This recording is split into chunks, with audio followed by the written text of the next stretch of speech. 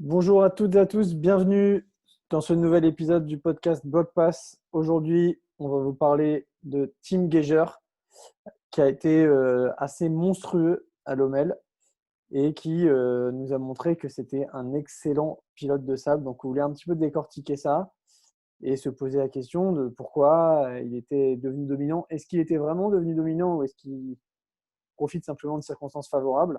On a des avis un peu divergents là-dessus, mais je pense que c'est Ouais, intéressant d'analyser ça et de se poser ces questions. Et bon, on peut parler de lui en général, hein, mais là, l'actualité chaude, c'est sur des grands prix dans le sable. On est tous d'accord pour se dire que c'est un pilote qui est devenu très, très complet. Mais sa progression dans le sable, bon, déjà, toi, est-ce que tu vois une progression vraiment? Moi, au niveau des résultats, j'ai regardé un petit peu sur ce qui s'était fait en 2018 et mmh, 2019. Donc, il avait fait 2 fois septième en 2018, donc de 7 et 7 en manche à Lommel. Et ouais, l'année dernière, il avait fait 2 et 2, euh, respectivement derrière Anstie et derrière Fèvre sur les deux manches. Donc il avait déjà montré une belle vitesse et de la progression.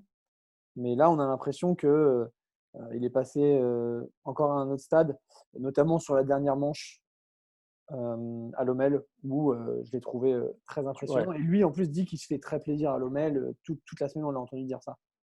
Donc, donne-moi un peu ton point de vue là-dessus. Est-ce que tu trouves qu'il y a une évolution? Oui ou non? Et sur quoi? Alors, moi, contrairement à toi, je trouve pas forcément qu'il y ait beaucoup enfin, il y a une grosse évolution. Par contre, enfin, voilà, oui, belle performance à Salomel, digne d'un futur champion du monde, je lui souhaite. Mais je trouve pas qu'il y ait eu ouais, qu'il y ait d'énormes progrès. Je trouve qu'il bénéficie de circonstances un petit peu favorables, c'est-à-dire l'absence de Jeffrey Allins qui est, l'ogre, dans le sable. Et Glenn L'abs Koldenhoff aussi. Ouais, l'absence de ouais. Koldenhoff qui est, peut-être un ton en dessous quand même d'un Erlins, mais qui est un bon pilote de sable. Un Hansti qui était un bon pilote de sable qui est parti aux États-Unis. On a un Jaji Konis qui, on sait, chez Ice One, mange énormément de sable, qui est un très bon pilote de voilà, qui est devenu un très bon pilote de sable parce que ils font que ça. Déjà, un petit peu une piste sablonneuse à Kegom s'il avait montré de belles choses. Euh, voilà, un Keroli qui peut-être un petit peu, on en parlait aussi tous les deux, est-ce qu'il a dit adieu à son potentiel 10e titre mondial? Il est un petit peu en dedans, blessé, pas blessé, en tout cas il est moins performant. Euh, donc toutes ces circonstances font que on garde quand même un paquet de top pilotes en MXGP, mais avec l'absence de certains cadres du sable. Et pour moi, dans ces pilotes restants, Tim Geiger, c'est celui qui a le meilleur package moto, physique, confiance, des bons départs. Et voilà, ça, pour moi, c'est ce qui fait que lui est devant. Parce que n'oublions pas que, je ne sais pas ce que tu en penses, tu me diras peut-être toi autre chose juste après, mais tous les pilotes en MXGP, quasiment, le top 10, c'est des mecs qui savent rouler dans le sable. Ils ont fait du MX2 avant, ils ont tous habité en Hollande, ils savent rouler dans le sable. Non, je suis d'accord avec ce truc-là. Quand tu arrives Ouais. en MXGP, tu sais rouler dans le sable. Mais la question, du coup, elle est encore plus valable. C'est-à-dire que pourquoi il est au-dessus? Parce que ces mecs-là, c'est tous des top pilotes, ils sont tous fit, ils sont tous prêts à tenir une manche. On voit que Gauthier Paulin a réussi à lui mettre la pression et à le faire dérailler sur une C'est le manche. seul, hein. C'est le C'est le seul. seul, donc Ouais. bon point. Mais sur une manche. Mm. Sur les 3 week-ends, lui, il a été présent. Il a marqué des gros points à chaque fois. Il a montré une vitesse équivalente malgré les évolutions du terrain qui étaient mouillé, pas mouillé, détruit, pas détruit. Il était toujours là. Donc c'est un petit peu. Moi, je vois une évolution quand même parce que on a quand même pu voir à Valkenvar au début de l'année qu'il était quasiment aussi vite qu'Erlings. Et Ouais. ça, souvent, Erlings, c'est un bon baromètre quand même, je pense, Ouais. en sable. Oh, Donc, tu penses? ouais.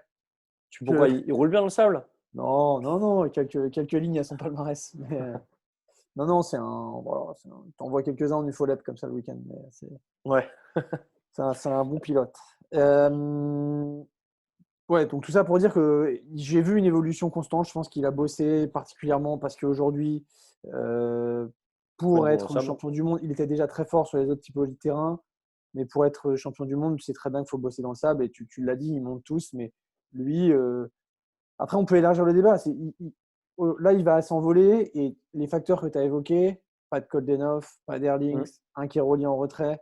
un Prado absent à cause du coronavirus font qu'il est un peu seul au monde. Tu parlais de baromètres, il manque des baromètres, quoi. Ouais.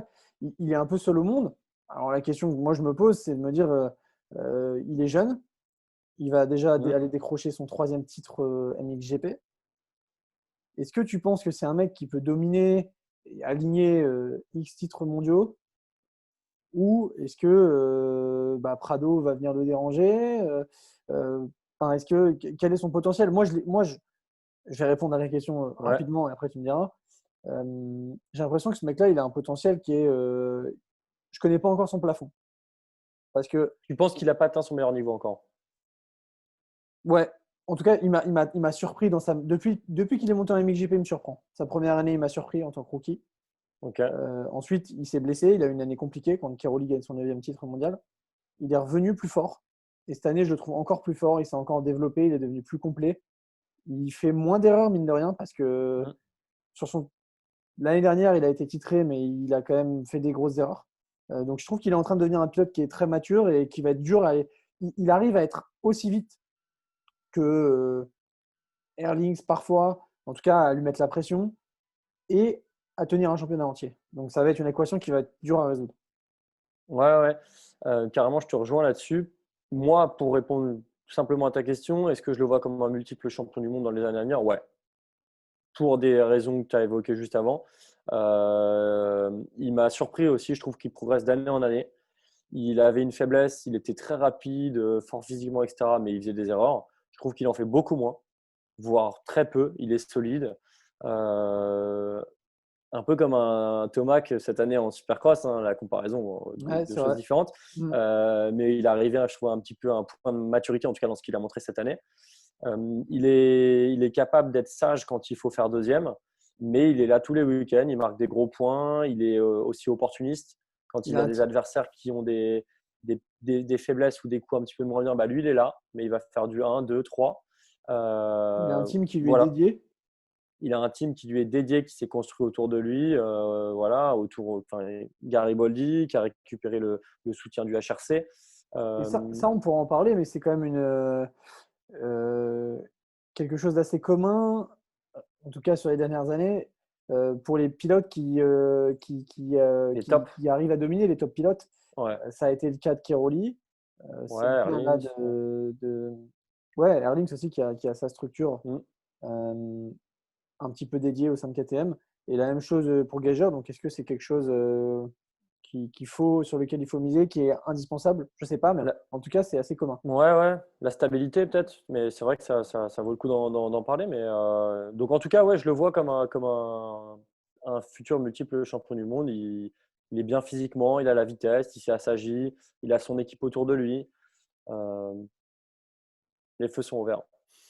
Ouais. Et dernier point, moi, je pense on pourra me dire que tout le monde travaille à ce niveau-là, mais je pense que lui, vraiment, est un gros travailleur et que c'est pas parce qu'il est 3, 4 fois champion du monde qu'il s'arrêtera de bosser. Et Pays que, de l'Est, hein. ouais. Ouais, les Slovènes, on a Ah, il vu. va à la dure, hein. Ouais, Khabib, encore ouais, champion, hein. c'est un bon exemple. En plus, là, avec son père, la même chose. Non, non, c'est une Ouais. bonne comparaison. Mais Khabib, pour ceux qui ne connaissent pas, Hugo, je te laisse. non, mais tout le monde connaît Khabib. Bon, C'est un champion de MMA et si vous ne connaissez pas, allez regarder sur Internet qui c'est. il a des belles stats et pareil, Ouais. il vient des pays de l'Est. Non, mais ouais, bon, il vient encore plus de l'Est, hein. Ouais. Lui, c'est l'Est de la Russie. Donc, pour vous dire, c'est l'Est de l'Est de l'Est de l'Est. Mais bon, en tout cas, on est d'accord là-dessus. On va attendre de voir son évolution. Si on veut récapituler, c'est encore une fois, c'est une accumulation de facteurs, je pense, qui font qu'aujourd'hui, il arrive à ce point de maturité et qu'il est au-dessus des autres. Parce que moi, je vois pas de. C'est pas un mec que j'ai vu arriver comme Prado en me disant, voilà, la pépite, il est hyper talentueux, incroyable. Ouais, c'est vrai que c'est pas un mec qui avait une notoriété de malade, entre guillemets. Il est arrivé, il est sorti de nulle Et part, il a toujours, je trouve, hein. bossé. Je trouve qu'il Ouais, est il fait très très, très, parfois surmédiatisé. en retrait. Ouais. Mm. Parfois en retrait, ouais, il est très simple, ce qui aussi attire le respect, hein. Enfin, c'est beau ce qu'il fait. Euh, et maintenant capable de gagner des grands prix dans le sable, même si on notera l'absence de certains tops. Donc Mais pour toi, grosse progression dans le sable quand même, pour en revenir au. Ouais, ouais, c'est peut-être là où on n'est pas d'accord. Peut-être que toi, Ouais. tu trouves pas spécialement, tu trouves plutôt qu'il profite de l'absence de certains. Moi, je vois une progression.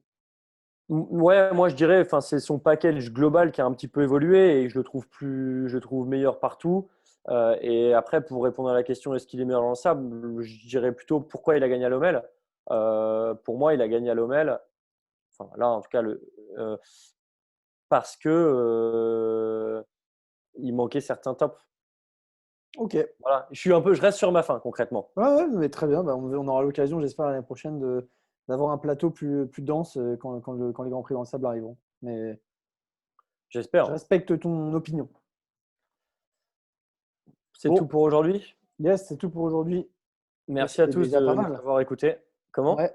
Non, je dis que c'était déjà pas mal. Yes, Ouais. merci de nous avoir écoutés. Si ça vous a plu, vous pouvez vous abonner, Mettre un liker la pouce. vidéo, mettre un petit pouce et nous dire vos avis. Nous, on sera ravis d'échanger et c'est surtout pour échanger qu'on fait ça. Donc, n'hésitez pas. Est-ce que pour vous, Geiger est un Est-ce futur grand? qu'il va fumer Erlings l'année prochaine? Voilà, dans le sable, sur ces terres, à Valkenswaard, là où il est invaincu. Voilà, c'est une belle question. Bon, allez, ciao! Lise.